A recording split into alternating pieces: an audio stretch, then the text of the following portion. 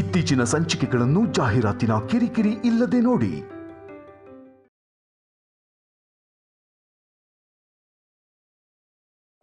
ನಾನು ಕಲ್ಯಾಣಿಗೆ ಮೆಣಸಿನ ಪುಡಿ ಹಾಕಿರೋ ಕಾಫಿ ಮಾತ್ರ ಕುಡಿಸ್ದೆ. ಆದ್ರೆ ಅವಳು ನನಗೆ ವಿಷ ಕುಡಿಸೋ ಅಂತ ಕೆಲಸ ಮಾಡಿದ್ಲು.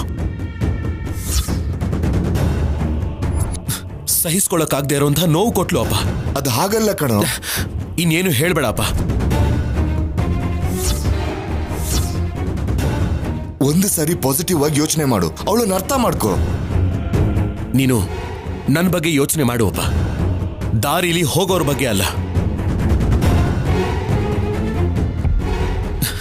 ಇನ್ಯಾವತ್ತು ಕಲ್ಯಾಣಿನ ವಹಿಸ್ಕೊಂಡು ಬರಬೇಡಪ್ಪ.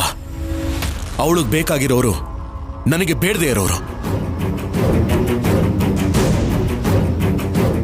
ನೀವ್ ಯಾವಾಗ ಬದಲಾಗ್ತಿರೋ ಆ ದೇವ್ರು ನಿಮ್ಗೆ ಯಾವಾಗ ಒಳ್ಳೆ ಬುದ್ಧಿ ಕೊಡ್ತಾನೋ.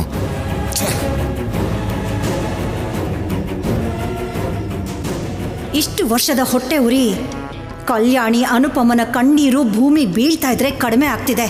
ಇದೆಲ್ಲ ಬರೀ ಆರಂಭ ಅಷ್ಟೇ. ಮುಂದೆ ಇದೆ ಮಾರಿ ಹಬ್ಬ.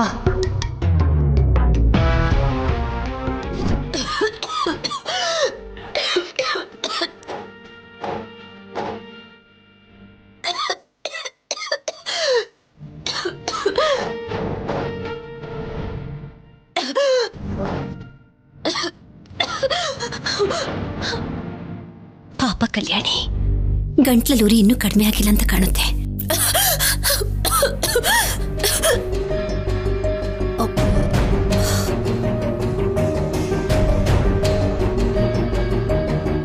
ಗೋದಾವರಿ, ಏನಮ್ಮ? ನನ್ಗೊಂದು ಹೆಲ್ಪ್ ಮಾಡ್ತೀಯಮ್ಮ? ಮಾಡ್ತೀನಿ. ಪಾಪ ಕಲ್ಯಾಣಿ ಅಕ್ಕನಿಗೆ ಗಂಟ್ಲು ಉರಿತಿದೆ ಅಂತ ಕಾಣಿಸುತ್ತೆ. ನಾನು ಹೋಗಿ ಸಕ್ಕರೆ ನೀರು ಕೊಟ್ಟು ಬರ್ತೀನಿ. ಅಷ್ಟರಲ್ಲಿ ಏನಾದ್ರೂ ದಮಯಂತಿ ಅತ್ತೆ ಈ ಕಡೆ ಏನಾದ್ರೂ ಬಂದ್ರೆ ನನಗ್ ಸಿಗ್ನಲ್ ಕೊಡ್ತೀಯಾ? ನಾನ್ ಸಿಗ್ನಲ್ ಕೊಟ್ರೆ ನೀನ್ ಹೋಗ್ತೀಯಾ ಅಂತಾಯ್ತು. ಹೌದಮ್ಮ, ನಾನ್ ಕಲ್ಯಾಣಿ ಅಕ್ಕನ ಜೊತೆ ಮಾತಾಡ್ತಿರೋದು ನೋಡಿದ್ರೆ ಅಕ್ಕನಿಗೆ ಪನಿಷ್ಮೆಂಟ್ ಕೊಟ್ಬಿಡ್ತಾರೆ, ಅದಕ್ಕೆ. ಸರಿ ಅಮ್ಮ, ನಾನ್ ನೋಡ್ಕೋತೀನಿ, ನೀನ್ ಹೋಗು.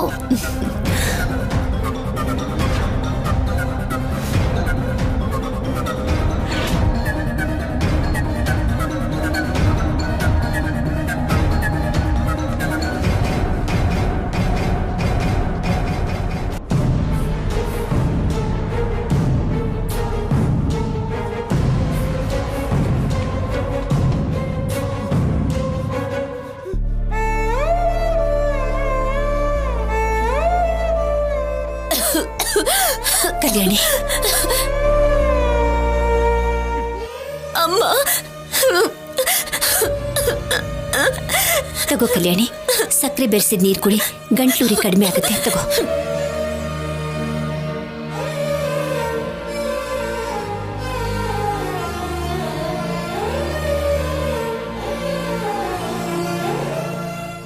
ಈಗ ಹೇಗಿದೆ ಕಲ್ಯಾಣಿ? ಈಗ ಸ್ವಲ್ಪ ಬೆಟರ್ ಅಮ್ಮ.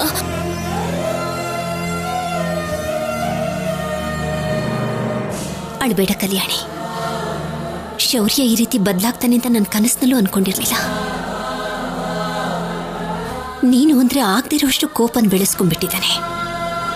ನೀನ್ ಸ್ವಲ್ಪ ಹುಷಾರಾಗಿರು ಕಲ್ಯಾಣಿ. ಅದು ನನ್ ಮೇಲಿರೋ ಕೋಪ ಅಲ್ಲಮ್ಮ, ಸಂಪದ ಮೇಲಿರೋ ಪ್ರೀತಿ. ಸಂಪದ ಅವ್ರಿಗೆ ಮೋಸ ಮಾಡಿದಾಳೆ ಅನ್ನೋ ವಿಷಯನ ಇನ್ನೂ ಅವರಿಂದ ಜೀರ್ಣಿಸ್ಕೊಳ್ಳೋದಕ್ಕಾಗ್ತಿಲ್ಲ. ಅದಕ್ಕೇನೇನೋ ಆಫೀಸರ್ ನನ್ ಮೇಲೆ ಎಷ್ಟೇ ಕೋಪ ತೋರಿಸಿದ್ರು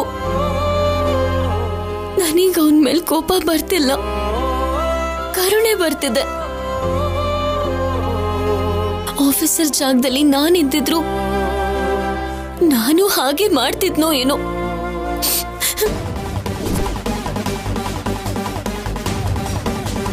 ಅಯ್ಯೋ, ದಮಯಂತಿ ಅತ್ತೆ ಬರ್ತಾ ಇದ್ದಾರೆ.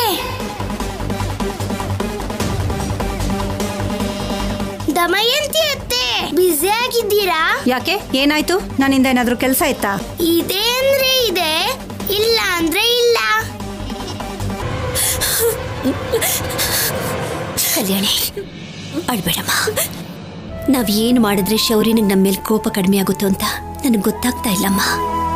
ಶೌರ್ಯ ಮೊದ್ಲಿನ ಹಾಗೆ ಬದಲಾಗ್ಬಿಟ್ರೆ ನಿನ್ನನ್ನು ತುಂಬಾ ಚೆನ್ನಾಗಿ ನೋಡ್ಕೊಳ್ತಾನೆ ಅನ್ನೋ ನಂಬಿಕೆ ನನಗಿದೆ ಅಮ್ಮ. ಅಷ್ಟಕ್ಕೂ ಈ ಪರಿಸ್ಥಿತಿ ಕಾರಣ ಸಂಪದ ಅಮ್ಮ. ಆಫೀಸರ್ಗೆ ನಮ್ಮ ಮೇಲಿರೋ ಕೋಪ ಕಡಿಮೆ ಆಗ್ಬೇಕು ಅಂದ್ರೆ ನಮಗಿರೋದು ಒಂದೇ ದಾರಿ. ಸಂಪದನ ಹೇಗಾದ್ರೂ ಹುಡುಕಿ ಆಫೀಸರ್ ಮುಂದೆ ನಿಲ್ಲಿಸ್ಬೇಕು. ಸಂಪದ ಬಾಯಿಂದಾನೆ ಅಷ್ಟಕ್ಕೂ ಏನ್ ನಡೀತು ಅಂತ ಹೇಳಿಸ್ಬೇಕು. ನಾವ್ ಯಾವ ತಪ್ಪು ಮಾಡಿಲ್ಲ ಅಂತ ನಿರೂಪಿಸ್ಕೊಳ್ಬೇಕು. ಆಗ ಆಫೀಸರ್ಗೆ ನಮ್ಮ ಮೇಲಿರೋ ಕೋಪ ಹೋಗತ್ತೆ. ಏನ್ ಆ ಕೆಲ್ಸ ಅಂತ ಹೇಳು. ನನ್ಗೆ ಬೋರ್ ಆಗ್ತಿದೆ. ಕಳ್ಳ ಪೊಲೀಸ್ ಆಟ ಆಡೋಣವಾ? ನನಗಷ್ಟು ತಾಳ್ಮೆ ಇಲ್ಲ.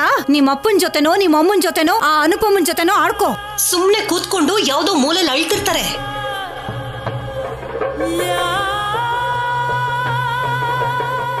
ಅಳೋದು ಅಂತಿದಂಗೆ ನೆನ್ಪಾಯ್ತು. ಈ ಕಲ್ಯಾಣಿ ಎಲ್ಲೂ ಕಾಣಿಸ್ತಿಲ್ವಲ್ಲ. ಎಲ್ಲೂ ಇಲ್ಲ ಅಂದ್ರೆ ಒಂದ್ ವೇಳೆ ಆ ಅನುಪಮನ ನೋಡಕ್ ಹೋಗಿದಾಳ ಏನು? ಏನತ್ತೆ ಆ ಕಡೆ ಹೋಗ್ತಿದ್ಯಾ? ನನ್ ಜೊತೆ ಆಟ ಆಡಲ್ವಾ? ಏನೋ ವಿಚಿತ್ರವಾಗಿದೆ. ಪಾರ್ವತಿ ವಿನಾಯಕನ್ನ ಕಾವಲುಗಿಟ್ಟ ಹಾಗೆ ಅನುಪಮ ಇವಳನ್ನ ಕಾವಲುಗಿಟ್ಟಿದಾಳ. ಅತ್ತೆ ಅತ್ತೆ,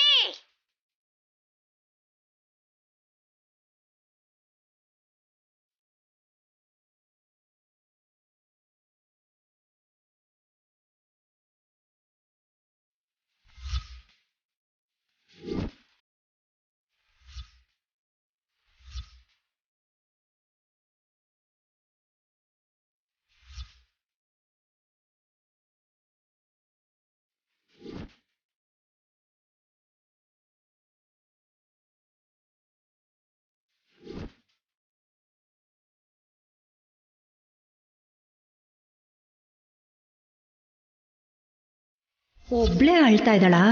ಅಳ್ಳಿ ಅಳ್ಳಿ.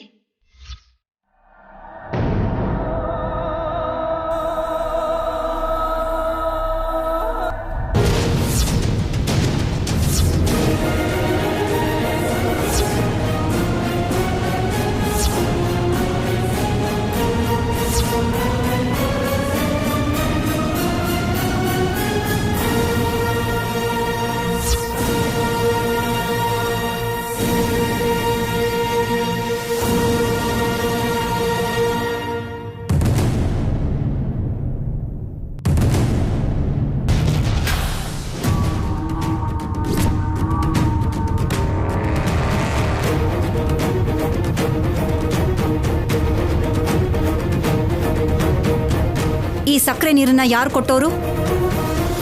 ಸಕ್ಕರೆ ನೀರು ಕುಡಿದ್ರೆ ಉರಿ ಕಮ್ಮಿ ಆಗತ್ತೆ ಅನ್ನೋ ಬುದ್ಧಿ ನಿನಗಿಲ್ಲ. ಹೇಳು, ಅನುಪಮ ಕೊಟ್ಲಾ ಇಲ್ಲ ನಿಮ್ಮ ಅಜ್ಜಿ ಕೊಟ್ಲಾ?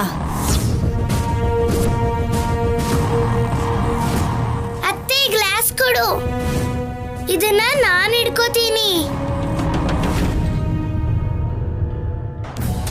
ನನ್ ಸಕ್ಕರೆ ನೀರ್ ಕುಡ್ದೆ ಅಂತ ಅಮ್ಮಂಗ್ ಗೊತ್ತಾದ್ರೆ ಅಮ್ಮ ನನಗ್ ಹೊಡಿತಾರೆ.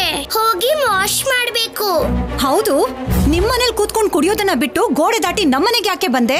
ನನಗೆ ಲೆಫ್ಟ್ಗೂ ರೈಟಿಗೂ ವ್ಯತ್ಯಾಸ ಗೊತ್ತಿಲ್ಲ ಅತ್ತೆ. ಲೆಫ್ಟ್ ಅಲ್ಲಿರೋ ನಮ್ಮ ಮನೆ ಅನ್ನೋ ವಿಷಯನೂ ಮರ್ತೋಗಿದ್ದೀನಿ. ರೈಟ್ ಮನೆ ಒಳಗಡೆ ಬಂದ್ಬಿಟ್ಟೆ, ಸಾರಿ.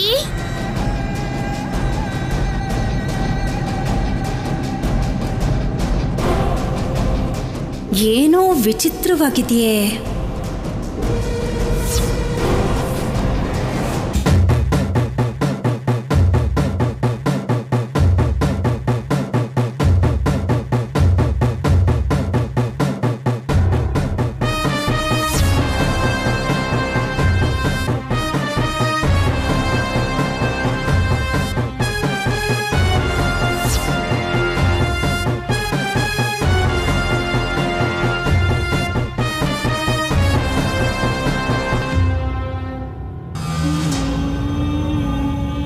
ತಪ್ಪು ಮಾಡಿರೋನು ಏನೋ ಒಂದು ಮಿಸ್ಟೇಕ್ ಮಾಡ್ತಾನೆ. ಯಾವುದೇ ಚಿಕ್ಕ ಕ್ಲೂ ಸಿಕ್ಕಿದ್ರೂ ಕೂಡ ಬಿಡ್ಲೇಬೇಡಿ. ಕರೆಕ್ಟಾಗಿ ಪೂರ್ತಿಯಾಗಿ ಹುಡುಕಿ. ಚೆಕ್ ಮಾಡಿದ್ವಿ ಸರ್, ಎಲ್ಲ ಹೋಟೆಲ್ಸ್ನು ಅಲರ್ಟ್ ಮಾಡಿದೀವಿ, ಯಾವ ಕ್ಲೂನು ಸಿಗ್ಲಿಲ್ಲ. ಲುಕ್, ಅವ್ರ ಹತ್ರ ಹೆಚ್ಚು ಹಣ ಇಲ್ಲ. ಸೊ ಅವರು ದೊಡ್ಡ ಹೋಟೆಲ್ಸ್ ಅಲ್ಲಿ, ಲಾಡ್ಜಸ್ ಅಲ್ಲಿ ಇರೋದಿಲ್ಲ. ಚಿಕ್ಕ ಮನೆಗಳಿಗೆ ಶಿಫ್ಟ್ ಆಗ್ತಾರೆ. ನೀವು ಆ ಪಾಯಿಂಟ್ ಆಫ್ ವ್ಯೂ ಅಲ್ಲಿ ಚೆಕ್ ಮಾಡಿ. Yes sir.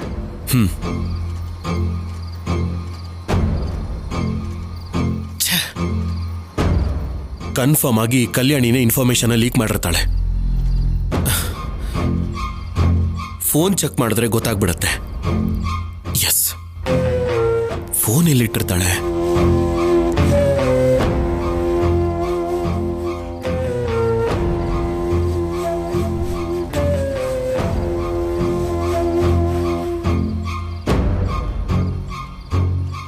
ಫೋನ್ ಅಲ್ಲಿಲ್ಲ ಆಫೀಸರ್, ನನ್ನ ಹತ್ರ ಇದೆ.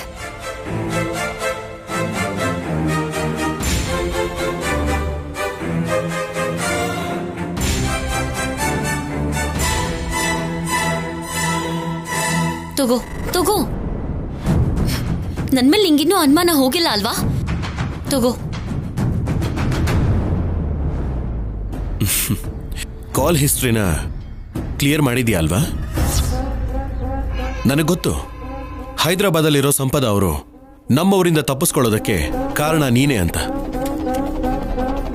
ನೀನೇ ಇನ್ಫಾರ್ಮೇಶನ್ ಕೊಟ್ಟಿದ್ಯಾ? ಹಲೋ ಆಫೀಸರ್, ನಾನ್ಯಾಕೆ ಅವ್ರಿಗೆ ಇನ್ಫಾರ್ಮೇಶನ್ ಕೊಡ್ತೀನಿ? ಅಂಡ್ ಒನ್ ಮೋರ್ ಥಿಂಗ್, ನಿಜವಾಗ್ಲೂ ನಿನ್ ಮೊದಲು ಮುದ್ದಿನ ಹೆಂಡತಿ ಸಂಪದ ಮುಂಬೈಲಿದ್ದಾಳೋ ಹೈದರಾಬಾದಲ್ಲಿದ್ದಾಳೋ ನನ್ಗೇನು ಗೊತ್ತಿಲ್ಲ.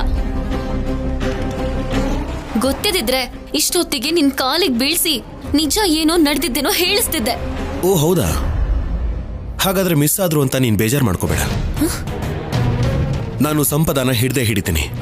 ನಿನ್ನ ಅವಳನ್ನ ಪಕ್ಕದಲ್ಲಿ ನಿಲ್ಸಿ ನಿಜ ಏನು ಅಂತ ನಿಮ್ಮಿಬ್ಬರು ಬಾಯಿಂದಾನೆ ಕಕ್ಕಿಸ್ತೇನೆ.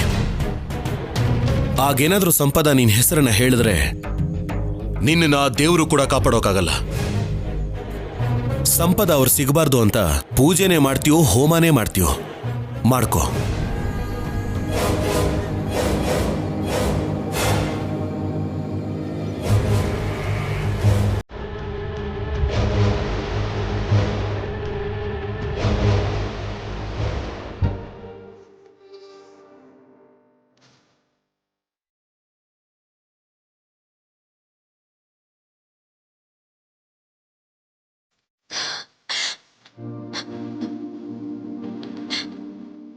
ಹೇಗಂದ,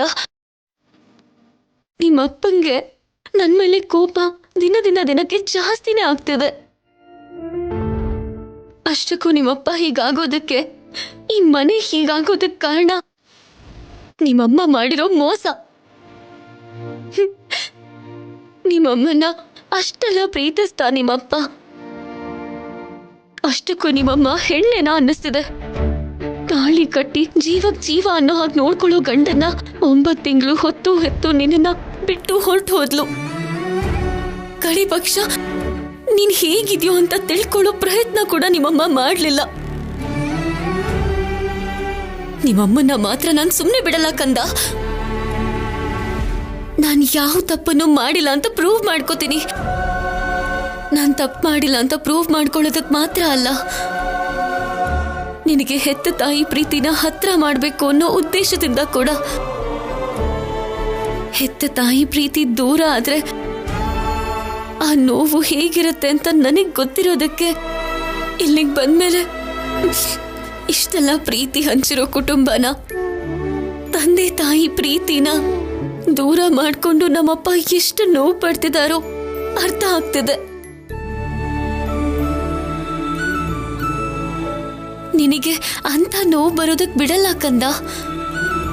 ನಿನಗೆ ಮಾತು ಬರೋದಕ್ಕೂ ಮೊದಲು ನಿನ್ನ ನಿಮ್ಮಮ್ಮನ ಮಡಲಿಗೆ ಹಾಕ್ತೀನಿ. ತಾಯಿ ಮಗು ಬಂದ ಎಷ್ಟು ದೊಡ್ಡದೋ ನಿಮ್ಮಮ್ಮನಿಗೆ ಗೊತ್ತಾಗೋ ಹಾಗೆ ಮಾಡ್ತೀನಿ. ಆ ದಿನ ಖಂಡಿತ ಬರುತ್ತೆ ಕಂದ. ನಿಮ್ಮಮ್ಮ ಹೈದರಾಬಾದಲ್ಲಿದ್ದಾಳೆ ಅಂತ ನಿಮ್ಮಪ್ಪ ಹೇಳ್ದ ಅಲ್ವಾ? ಅಲ್ಲಿ ನನ್ನ ಫ್ರೆಂಡ್ಸ್ ಯಾರಿದಾರೋ ತಿಳ್ಕೊತೀನಿ.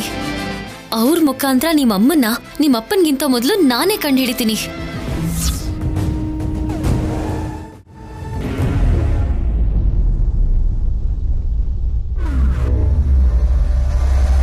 ಹಾ ವಾಸು ಸರ್, ನಾನೊಂದು ನಂಬರ್ ಹೇಳ್ತೀನಿ, ನೋಟ್ ಮಾಡ್ಕೋ. Okay sir. 9849. ಹೆಸರು ಕಲ್ಯಾಣಿ.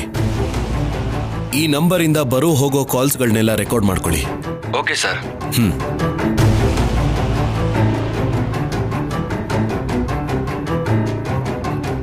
ಸೋಪ್ ಎಲ್ಲಿಟ್ಟೆ ನಾನು?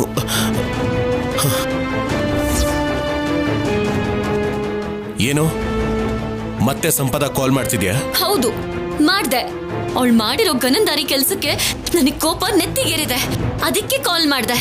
ಆದ್ರೆ ಏನ್ ಲಾಭ? ಇನ್ನೂ ಸ್ವಿಚ್ ಆಫ್ ಅಂತಾನೆ ಬರ್ತಿದೆ. ಕಲ್ಯಾಣಿ, ನೀನು ಸಂಪದ ಸೇರ್ಕೊಂಡು ಆಡೋ ಗೇಮ್ಗೆ ನಾನ್ ಚೆಕ್ ಇಡ್ತೀನಿ.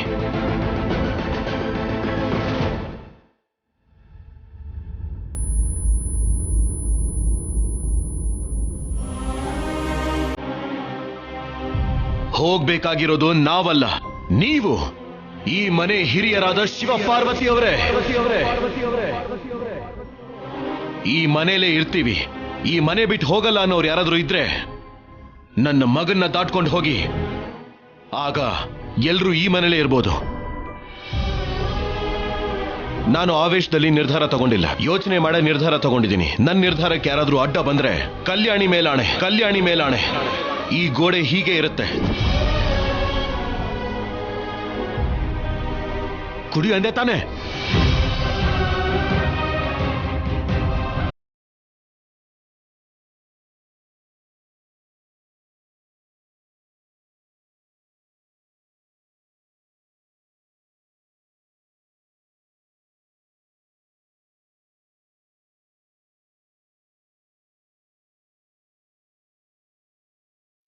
ಕಲ್ಯಾಣಿ ಬಗ್ಗೆ ಯೋಚನೆ ಮಾಡ್ತಿದೀಯ ಪಾರ್ವತಿ? ಹೌದು ರೀ. ಕಲ್ಯಾಣಿಗೆ ಮದ್ವೆ ಮಾಡಿದ್ರೆ ನನ್ನ ಕಣ್ಣು ಮುಂದೆನೆ ಸಂತೋಷವಾಗಿರ್ತಾಳೆ ಅಂತ ಆಸೆ ಪಟ್ಟೆ. ಅವಸರ ಪಟ್ಟು ತಪ್ಪು ಮಾಡಿದೆ. ಆ ಸಿದ್ದು ಜೊತೆಗೆ ಮದ್ವೆಗೆ ಒಪ್ಕೊಂಡು ತಪ್ಪು ಮಾಡಿದೆ. ಇವತ್ತು ಕಣ್ಣು ಮುಂದೆ ಮೊಮ್ಮಗಳು ನೋವು ಅನುಭವಿಸ್ತಿದ್ರು. ಕನಿಷ್ಠ ಕಣ್ಣೀರು ಒರೆಸಿ ಸಮಾಧಾನ ಮಾಡೋದಕ್ಕೂ ಆಗ್ತಿಲ್ಲ.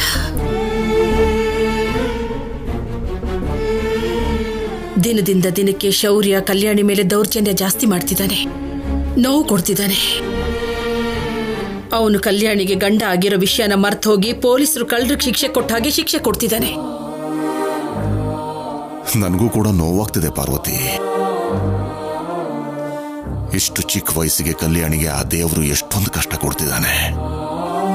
ದೇವರು ಕಲ್ಯಾಣಿ ಜೊತೆಲಿದ್ದಕ್ಕೆ ಸಿದ್ದು ಜೊತೆ ಮದ್ವೆ ಆಗ್ಲಿಲ್ಲ ರೀ. ಶೌರ್ಯ ಬದಲಾಗಬೇಕು ಅಂದ್ರೆ ಏನಾದ್ರೂ ಮಾಡ್ಬೇಕು ರೀ.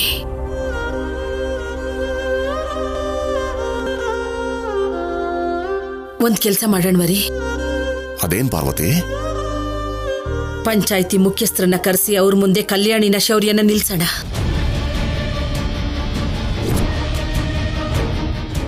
ಅವ್ರ ಮುಂದೆ ಶೌರ್ಯನ ನ್ಯಾಯ ಕೇಳೋಣ.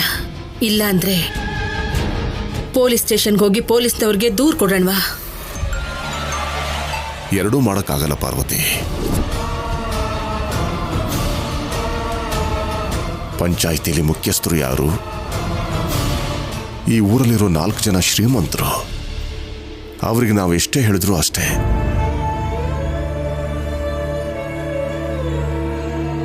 ಅವ್ರಗಳ ಎದುರಿಗೆ ನಮ್ಮ ಮನೆ ಮರ್ಯಾದನ್ನ ಕಳ್ಕೊಳ್ಳೋಣ ಅಂತೀಯಾ? ಅವ್ರಗಳ ಮುಂದೆ ನಮ್ಮ ಮನೆ ಗುಟ್ಟನ್ನ ಬಿಚ್ಚಿಟ್ರೆ ನಾವು ಚಿಕ್ಕವರಾಗ್ಬಿಡ್ತೀವಿ. ಊರಿಗೆಲ್ಲ ಗೊತ್ತಾಗ್ಬಿಡುತ್ತೆ.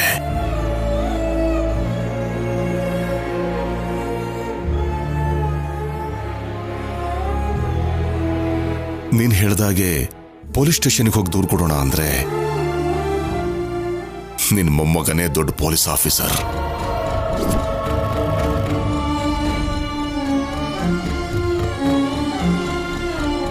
ನಾವೇ ಹೋಗಿ ನಮ್ಮನೆಯವ್ರ ಮೇಲೆ ದೂರು ಕೊಟ್ರೆ ಆ ಕ್ಷಣನೇ ನಮ್ಮ ಮಾನ ಮರ್ಯಾದೆನೆಲ್ಲ ನಮ್ಮ ಕೈಯಾರೆ ನಾವೇ ಬೀದಿ ಪಾಲ್ ಮಾಡ್ದಾಗತ್ತೆ ಪಾರ್ವತಿ. ಶೌರ್ಯ ಕೂಡ ನಮ್ಮ ಮೊಮ್ಮಗನೇ.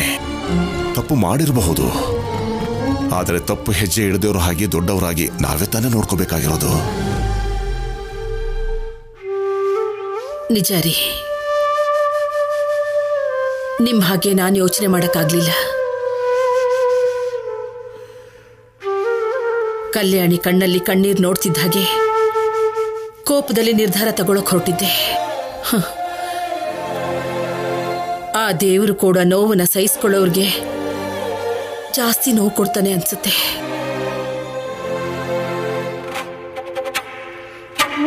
ಈ ಮನೆಗೆ ಕಾಲಿಟ್ಟು ಕೂಡ್ಲೆ ಅನುಪಮ ತನ್ನೆಲ್ಲ ಕಷ್ಟ ಸರಿ ಹೋಗುತ್ತೆ ಅನ್ಕೊಂಡ್ಲು. ಆದ್ರೆ ಈ ಮನೆಗೆ ಸೊಸೆಯಾಗಿ ಬಂದ್ಮೇಲೇನೆ ಅನುಪಮಗೆ ಕಷ್ಟಗಳು ಶುರುವಾಯಿತು. 18 ವರ್ಷ ಕಲ್ಯಾಣಿ ಅವರ ಅಪ್ಪ ಅಮ್ಮನ ಹತ್ರ ಸಂತೋಷವಾಗಿ ಬೆಳೆದ್ಲು. ನಮ್ಮ ಮನೆಗೆ ಬಂದ ದಿನದಿಂದ ಕಲ್ಯಾಣಿ ಕೂಡ ಕಷ್ಟಗಳು ಶುರುವಾಯಿತು. ಅವರಿಬ್ಬರ ಬಗ್ಗೆ ಯೋಚನೆ ಮಾಡ್ತಿದ್ರೆ ದುಃಖ ತಡೆಯಕ್ಕಾಗ್ತಿಲ್ಲ ರೀ. ನಾನು ಯಾಕೆ ಹೀಗಾಗ್ತಿದ್ದೀನಿ? ನಾನು ಹೀಗೆ ನೋವು ಅನ್ಭವಿಸ್ಬಾರ್ದು. ನಾನು ನೊಂದ್ಕೊಳ್ಳೋದನ್ನ ಅನುಪಮ ನೋಡಿದ್ರೆ ಅವಳು ಕೂಡ ಬೇಜಾರು ಮಾಡ್ಕೋತಾಳೆ. ಅನುಪಮ ಬೇಜಾರು ಮಾಡ್ಕೊಂಡ್ರೆ ಕಲ್ಯಾಣಿ ತಡ್ಕೊಳ್ಳಲ್ಲ. ಎಲ್ರು ಕಲ್ಯಾಣಿನ ಚಿಕ್ಕ ಹುಡುಗಿ ಅಂತಿದ್ದೀವಿ. ಅವಳು ವಯಸ್ಸಲ್ಲಿ ಮಾತ್ರ ಚಿಕ್ಕ ಹುಡುಗಿ. ನೋವನ್ನ ಸಹಿಸ್ಕೊಳ್ಳೋದ್ರಲ್ಲಿ ಅವಳು ಭೂದೇವಿರಿ. ಅವಳು ಅನುಪಮಂಗೋಸ್ಕರ ನಮ್ಮನೆ ಮರ್ಯಾದೆಗೋಸ್ಕರ ಎಷ್ಟೇ ಕಷ್ಟಗಳನ್ನು ಎದುರಿಸೋದಕ್ಕೂ ಸಿದ್ಧವಾಗಿದ್ದಾಳೆ ರೀ. ನಿಜನೇ ಪಾರ್ವತಿ, ಎಷ್ಟೇ ಆದರೂ ಕಲ್ಯಾಣಿ ನಿನ್ ಮೊಮ್ಮಗಳೇ ಅಲ್ವಾ? ಅದಕ್ಕೆ ಅಷ್ಟು ಧೈರ್ಯವಾಗಿ ಹಠವಾದಿ ಆಗಿದ್ರು ತಡ್ಕೊಂಡು ನಿಂತಿದ್ದಾಳೆ ಪಾರ್ವತಿ.